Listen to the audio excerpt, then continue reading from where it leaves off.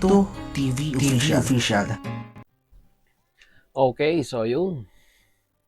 Inyo sa mga kabagis, this is Jubilito TV Official at eto na naman po muli ang isang edisyon ng ating reaction video mga kalingap at kabagis, no? Pero bago po lahat, syempre po, mega love shoutout po muna kay Kuya Val Santos Matubang, kay Ate Edna Vlogs, at kay Kalingap Rab, no? Sa ating mga Kalingap netizens, Kalingap subscribers, Kalingap supporters, Kalingap partners, Kalingap reactors, Team Bios, Team Karepa, Team Watchers, ayan po. Mega love shoutout po sa inyong lahat. At sa lahat po ng sumusuporta po sa atin sa Techram community, ayan po, no? Mega love shoutout din po sa inyong lahat mga kalingap at kabagis, no? So yun na nga mga kalingap at kabagis, no? For today's reaction video, walang po tayo ng reaction. At muli po, pagbibigay ng ating personal opinion mga kalingap at kabagis regarding po dito sa usapin, no? Usapin patungkol sa misteryosong kalabaw. Yan, mga kalingap at kabagis, no? Dali nga. Ulit tayo ng headset. Yan. Pag-usapan natin tong misteryosong kalabaw na ito, mga kalingap at kabagis, na talagang masasabi natin na pasok po, no? Sa panlasa ng mga viewers and followers po ng Techram community, no? Mga kalingap at kabagis, no? Pansin ko lang po nitong mga itong araw na to, hindi naman sa nakaraang araw. Ito pong si brother, mga kalingap, mga kabagis, ay wala pong upload, no? Dati nakakadalawa to eh, minsan pa nga tatlo. Ngayon, pero ba't tong ngayong araw na ito, mga kalingap at kabagis, ay wala pong upload si brother? Ayan, no? Yan, supposed to be, yung mga ganitong oras, naka-live na yan eh. Pero bakit kaya ngayon ay wala pong upload itong si brother?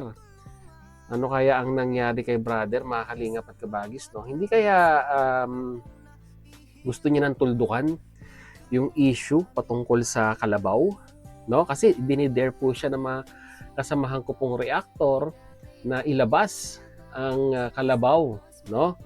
Na di umano'y ang pera pong supposed to be ay dapat po para sa kanyang beneficiary para sa gamutan, ay bakit po parang lumalabas po ay ibinili ng kalabaw. Hindi kaya si brother ay pumunta at binisita ang kalabaw at para may pamuka sa mga reactors na ang kalabaw po ay buhay pa, at nagsabi niya po ay nagtatrabaho, no? Nagtatrabaho daw po yung kalabaw, mga kalingap, mga katekram natin, no? So ito, reaction na natin tong naging reaction video ni Bopil regarding nga po dito sa kalabaw na ito. At tignan natin, mga kalingap at kabagis, kung may maipupuntos ba si Madam Bopil dito po kay brother regarding po dito sa usaping kalabaw. Kaya simulan na natin, wag na po natin patagalin, no? Mga kalingap, mga katekram natin, narito po yun. Sa kapal ng mukha mo. Hindi yan pagtulong. Ha? Hindi pagtulong yan. Una-una ang pera, pinadala ng sponsor para sa may sakit. Ayan, nakikita nyo guys, dyan sa screen, yan yung palipad. Doon sa isang reactor ni Tatay Tekram kay Isaac. No. Nag-comment, napalipad ang sponsor, super chat, ayan, may message. Nagpadala ng pera para sa may sakit. Ano nangyari? Ang pera, ibinili ng kalabaw. Ibinigay ang kalabaw? Hindi. Pinapaalagaan doon sa dapat tulungan sa may sakit. Ano nangyari?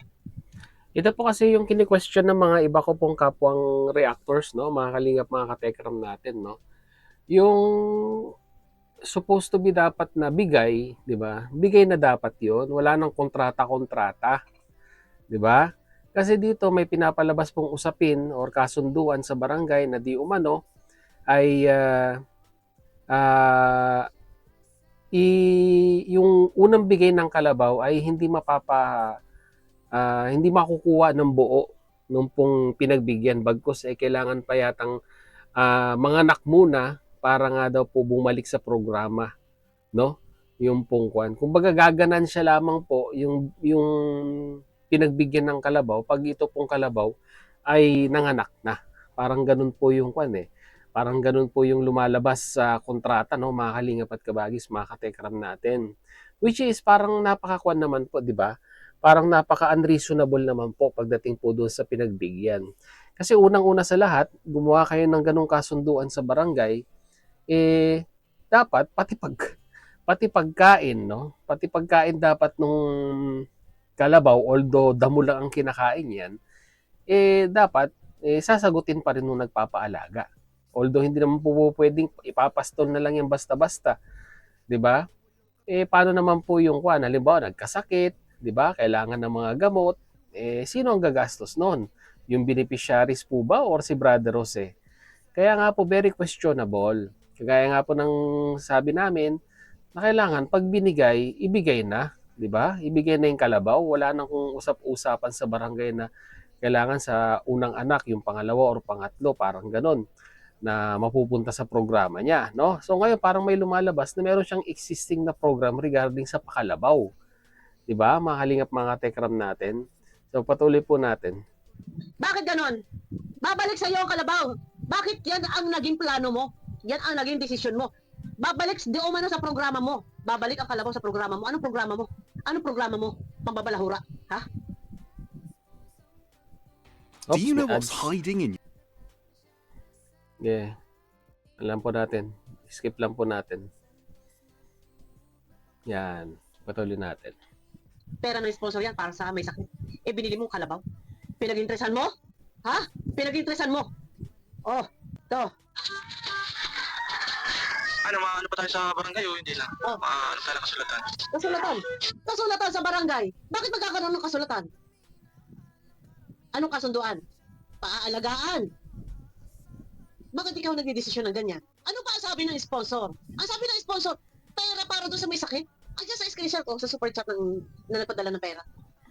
Ang pera para sa may sakit, pampagamot. Bakit mo binili ng kalabaw? So ngayon yung kalabaw, okay, binili mo kalabaw. Dapat ibigay mo doon yung kalabaw. Anong nangyari? Hindi mo binigay. Ang kalabaw mananatiling sa iyo. Ginagawa mong tagapag-alaga yung beneficiary mo. Walang ganansya doon. Ha? Walang sweldo. Tagapag-alaga mo ng hayop. Hayop. Hayop ka. Ha? Ginagawa mo tagapag-alaga ng hayop, yung beneficiary mo, salit tulungan mo.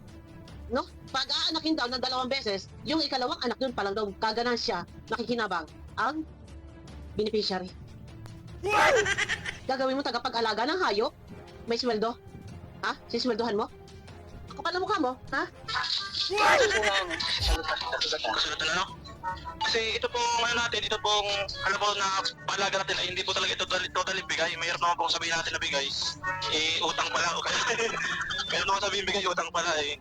Ang totoo po talaga nito ay ito po ay paalaga sa ng programa natin. Para mabalik sa programa, papanakin lang po ni Kuya Lionel. Ang katotohanan ay hindi bigay. Paalaga. Tapos ngayon, paalaga ng programa mo. Pera mo ba yan? Pinag-iinteresan mo yung bigay ng sponsor na para doon sa may sakit mailigtas, may save yung buhay. Anong ginawa mo? Ibinili ng kalabaw? Para dumami, para sa programa mo. Ha? Nasaan dyan ang pagtulong? Nasaan yung pagtulong diyan? Tulong yan ang sponsor para sa may sakit eh. Bakit ibinili mo ng kalabaw na sa halip iligtas yung buhay ng may sakit? Ibinili mo ng kalabaw para paramihin. Pinapaalaga mo daw sa pobre. Sa halip makaranas ng kaginhawaan, yung isang beneficiary, aalilain mo pa. Paaalagaan mo hanggang sa mga anak at ibabalik sa iyo ang kalabaw. At yung unang anak daw ay sa beneficiary pa din, magaganan siya lang, kakabiglang, itong nag-aalaga sa ikalawang panganganak, so babalik sa iyo ang inahin. Anong gagawin mo sa inahin? Iyo. Ha? Na kapag ayaw mo na at wala na mag-alaga, ibebenta mo, pipirahin mo. Ha? Ganun ba? Tanong ko lang. Pipirahin mo. Magkano kalabaw ngayon? Ha? Naglalaro sa 35, 40, 45. Depende. Kung inahin o yung turo. Ha? Depende kung baby pa ang kalabaw. Ano nangyari? Ano kang ginawa? Anong pinalalasap mo sa tinutulungan mo? Gagawin mo pang alila? Tagapag-alaga ng hayop? Hayop? Ha? Pag nanganak, paaanakin lang. Ibabalik sa iyong kalabaw. Unang anak, ibabalik. Talaga sa mga beneficiary. Sa ikalawang anak, doon pa, gaganan siya. Programa, papanakin lang po ni Kuya Lionel. Sabi sa akin naman, buntis na daw yan. Yeah. Hindi ka naman hihirapan magkano yan. Ano na daw yan eh? Kasampala. para po yung meron pong babalik sa programa natin, papasok natin yan sa ibang beneficiary. Paanakin. May babalik yung anak. So ipapasa sa ibang beneficiary. Yung unang anak, yung ikalawang anak doon palang kakabig yung nag-alaga na ginagawa mong alila. Ito oh. Tapos, pag napalak na po ni Kuya yun na lang dalawa, Oh, yung pangalawang anak sa iyo. yung pangalawang anak sa iyo, kailan pa yan? Kailan pa? Kailan manganganak yung kalabaw? Ha? Masasabi mo ba kung kailan pwedeng manganak? Babahan mo? Yun nga yung sinasabi ko. Kandiin mo. Ha? Iyutin mo. Para agad sure na buntis yan. Ha? Anong assurance mo? Anong kasiguraduhan mo? Na agad-agad magbubuntis yung kalabaw? Ha? Paano kung nabuntis yung kalabaw at naagasan? Anong ganansya ng nag-alaga? Ng ginawa mong tagapag-alaga ng hayop? Hayop na yan? Babalik ang kalabaw sa'yo. Pag wala na mag-alaga ng kalabaw, bibenta mo. Balik sa programa mo, kalabaw. Ha? Ngayon, pag wala na mag-aalaga ng kalabaw, gagawin mo ng pera yung kalabaw, bibenta mo na yung kalabaw. Di umano, pera ng programa. Baka sa'yo. Baka sa'yo. Pinag-i-interesan mo eh. Pag-i-interest yung ginawa mo. Malinaw na nakasaad sa screenshot. At dito, malinaw na malinaw, ha? Na may mga binibilang kang pera. Saan galing yung pera? Ito, hindi ko pinarinig yung umpisa eh. Nandito tayo sa gitna eh. May binibilang yung pera. Galing sa sponsor, hindi mo pera. Bakit ibabalik sa programa? Pero papagamot pag sa gitnang buhay nang may sakit. Ibinili mo kalabaw. Ginagawa mo 5-6, pinapalahian mo yung mga kalabaw, pararamihin mo yung kalabaw. Pagbalik sa programa, ang kalabaw kapag nanganak na. Yung unang anak, ibibigay sa ibang beneficiary, yung ikalawang anak, doon pa lang gaganan siya ang naghirap. Ang kapal ng mukha mo, anong klaseng pagtulong yan? Ikaw, alam mo dito ha? Pinag-i-interesan mo yung kalabaw? Babalik sa'yo sa iyong programa? Ha? Tutulong. O, tulong ng sponsor. Dinesisyonan mong ibili ng kalabaw. Bumili kang kalabaw, pera ng sponsor, dapat pampagamot. Anong dinesisyonan mo? Anong ginawa mo? Anong plano mo? Bumili kang kalabaw, ano? Ngayon, paalagaan mo. Pararamihin. Para doon pa lang, kumabig. Doon pa lang, makinabang. Eh, yan na nga yung kalabaw. Bakit hindi mo ibigay? Bakit may mga kondisyones ka pa? Kasi nagkaka-interest ka. Babalik sa'yo. Sa Diyo, ano yung programa mo? Ano ba programa mo?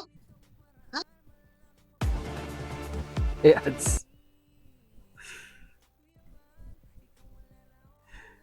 So yun na nga no, mga kalingap, mga katekram natin. Very intensify yung naging reaction ni Madam Bopil dito no. Sa video ni brother doon po sa pagpapaalaga niya ng kalabaw dito po sa kanyang mga beneficiaries no. Kasi alam nyo no, mga kalingap, mga katekram natin. Napaka-kwan po no para sa akin po no. Napaka-unfair yung ganung agreement no. Siguro nga sa dala na rin po ng kahirapan, dala na rin po ng kahirapan ay parang napakagat na rin sa offer, no? Ito pong si Manong. Kasi sa pangalawang anak, 'di ba? Sa pangalawang anak pa lang daw po, 'di ba? Magkakaroon ng advantages or magkakaroon ng ganansya yung nag-aalaga, no? So ibig sabihin parang ang kanilang kalakaran ay, sabi nga ni brother, ay buntis na daw yung kalabaw. Sa unang anak, mapupunta sa programa, tapos yung sa pangalawa ay mapupunta doon po sa mismong nag-aalaga. So hanggang kailan pa, 'di ba? Hanggang kailan pa kanyan? Hanggang kailan pa magkakaroon ng pakinabang yung pong nag-aalaga ng kalabaw? So taon din siguro ang bibilangin, no? Hindi po ko eksperto pagdating po sa ganyan, mga kalingap at mga katekram natin, kung gaano katagal ang pagpapalahi no ng isang kalabaw. Pero sabihin na nating pangalawang anak, ganun sa akin lang, sa tao nga, 'di ba? Taon ang binibilang. Pero sa kalabaw, 'di ba? Aabutin din ng ganun. Aabutin din ng taon. So nasaan ang kwan doon? Nasaan ang ginhawa doon, 'di ba? Magkakaroon pa ng responsibilidad ngayon yung beneficiaries na kailangan laging in good health and condition yung kalabaw para mabuntis at hindi magkasakit. Dahil once na nagkasakit yan at wag naman po sana mamatay or something else na hindi magandang mangyari, walang ganansya, di ba? Walang ganansya na mapupunta dito po sa kanyang beneficiaries, no? Ang ganda sa amin lang na mga reactors, di ba? Total na pag-uusapan po yung issue ng kalabaw na yan ni brother, di ba? Kung magbibigay ka ng something, no, lalong-lalo na livestock, 'di ba? Kalabaw. Pag binigay mo ng isang buo 'yan, wag na tayong magkaroon ng kasunduan sa barangay, 'di ba? Bilinan mo na lang yung pinagbigyan mo na alagaan, paramihin para sabihin na natin kung dumami man 'yan ay meron na silang meron na talaga silang masasabing pangkabuhayan. Diyan natin may papasok na talagang literal na yung perang ipinuhunan ay may pinuntahan. 'Di ba? At talagang masasabi natin nagiginhawa yung buhay nung pinagbigyan natin ng kalabaw kung pagyayamanin niya, no, yung tulong na ibinigay mo. Hindi yung tumulong ka na tapos do sa pagtulong mo ay may kwan pa pala, 'di ba? May ganansya ka pa rin, 'di ba? May kwan ka pa rin. May advantages ka pa ring makukuha, no? Doon sa pagbibigay mong 'yon. Eh, wag ganun, brother. Hindi naman maganda yung ganun. 'Di ba? Mga kalingap, mga katekram natin. Tsaka kagaya nga po ng sinabi ko, mga kalingap at kabagis, no? Mabalik po tayo. Hinihintay ko po, no, na mag-live itong si brother ngayong araw na ito. Ay wala po siyang upload ngayon, wala din po siyang live, no? Tinignan po natin ang kanyang channel upon recording these reaction videos. Hindi ko po alam, no? Mga kalingap, mga katekram natin, kung saan nagpunta si brother. Eh, ang aking hula lang naman, no? Ang aking hula lang naman, baka si brother po ay, pinuntahan yung kalabaw, di ba? Para i-vlog. Di ba? Para kumustahin yung kalabaw at kunin yung kanyang kunin yung kanyang saloobin, no? Regarding sa issue, no? Na kanyang kinasasangkutan ngayon. Yung issue ng kalabaw na kinasasangkutan na ngayon na pinag-uusapan ng mga reactors po dito sa platform na ito, no? Halingap, mga katekram natin. So yun lang po ang ating reaction video for today, and once again po, mag-comment lang po kayo sa ating comment section kung ano naman po inyong masasabi, opinion, reaction dito po, no, sa naging reaction video rin ng isa nga po sa mga kasamahan nating reactors na si Bopil Mix Vlog. Sa mga hindi pa po nakasupport, supportahan po natin Bopil Mix Vlog, no? Mga kalingap, mga katekram natin. Although alam ko po marami na po nakasuporta kay Madam Bopil sa inyo. At hanggang dito na lang, no, mga kalingap, mga katekram natin. Once again, this is Jubilito TV Official, proud member po ng Team Koos at ng Team Bios ng Team Kalingap. As I always say, mga kalingap and kabagis, peace, God first, God bless po. Bye!